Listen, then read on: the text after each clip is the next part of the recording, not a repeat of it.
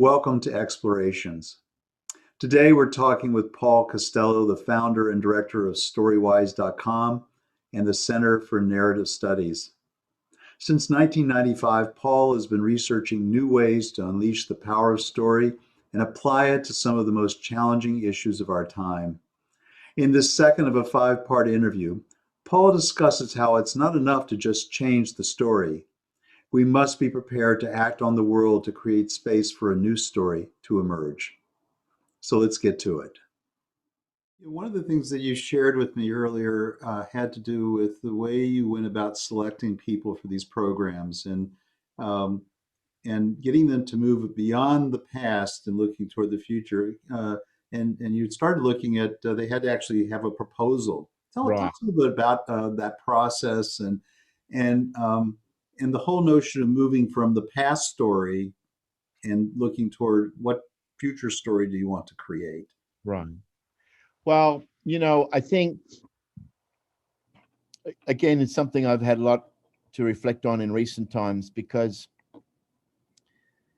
when we recruit these young people from Ireland or from Israel or Palestine, but particularly from Ireland, you're recruiting a population of young people who are great spinners of tales. They will just charm you. They'll charm the legs off a chair.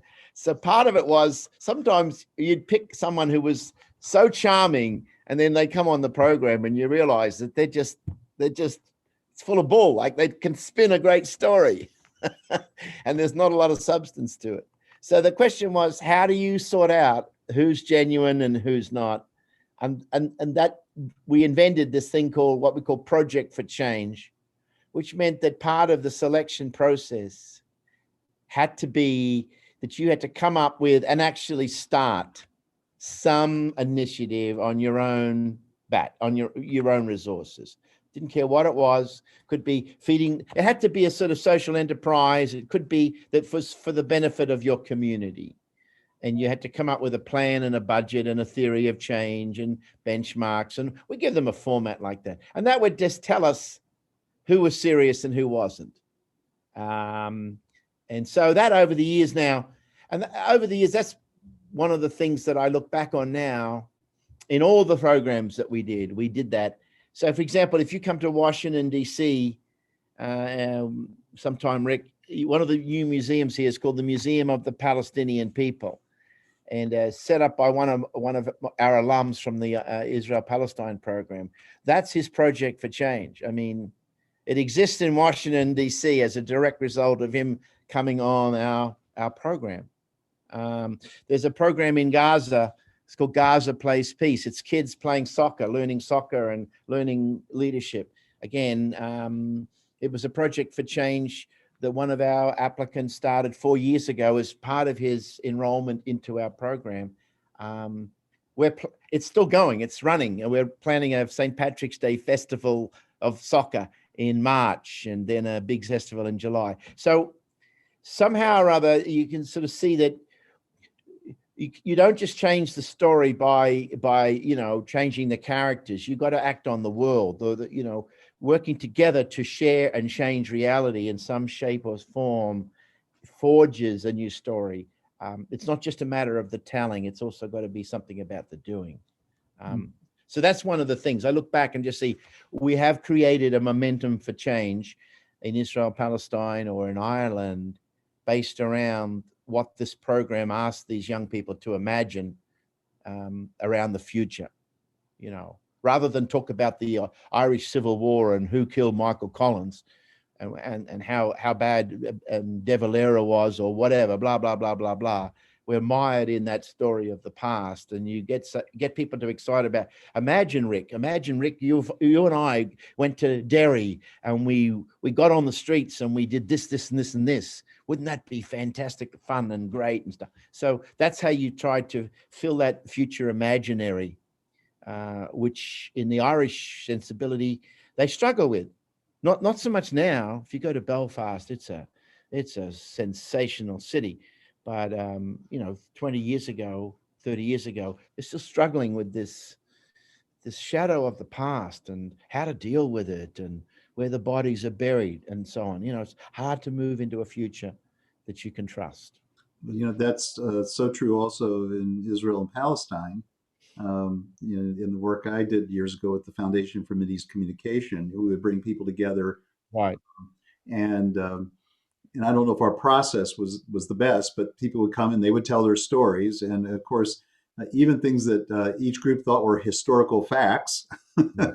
turned out to be. They had very different interpretations of the meaning of those events and how those events impacted their lives. And it strikes me that what's missing still in that Israeli-Palestinian conversation is really a vision for the future that is inclusive and that people can go, oh, that's a future I'd like to walk into. Right. We're still adjudicating the past and things. We are. And one of the things, Rick, is that I've learned.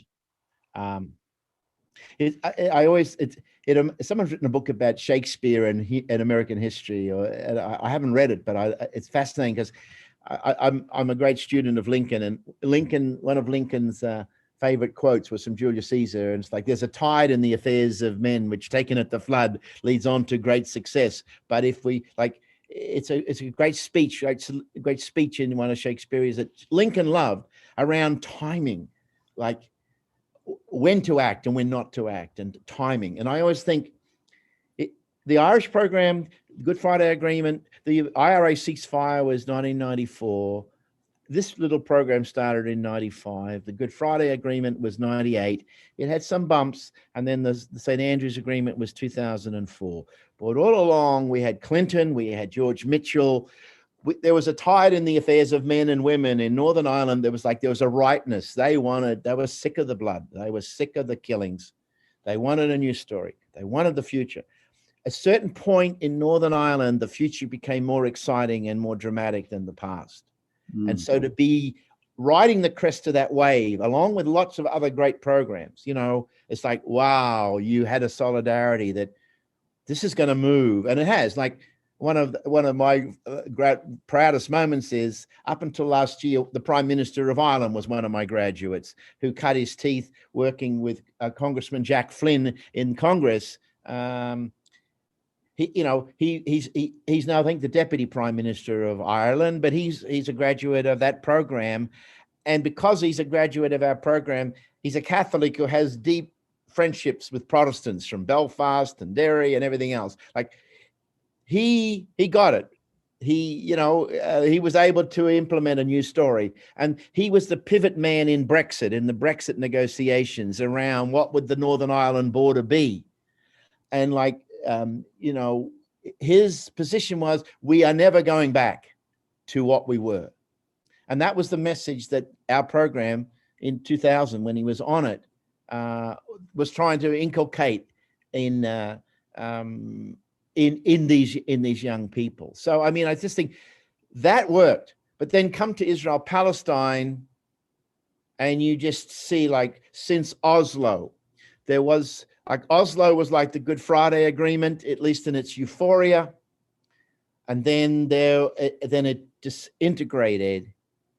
And then we've had 3 or 4 failed attempts by the American mediators. And then we had the President Trump in the last 4 years. It's like the tide has gone out and we're trying to float a boat. And somehow that worked, not because it wasn't effective in it, but no program. I don't think any program can be effective if the tide isn't coming in. If the tide is going out, you've got to create a different sort of program. Yeah, timing is everything, and especially in that regard. Yeah, and I remember those times, and it felt like the tide was coming in, and then when Rabin was assassinated, that was a pivotal moment. Mm-hmm. Yeah, you think of a story, a turning point in a story. That looked like that there were possibilities, and once his assassination occurred, those possibilities evaporated.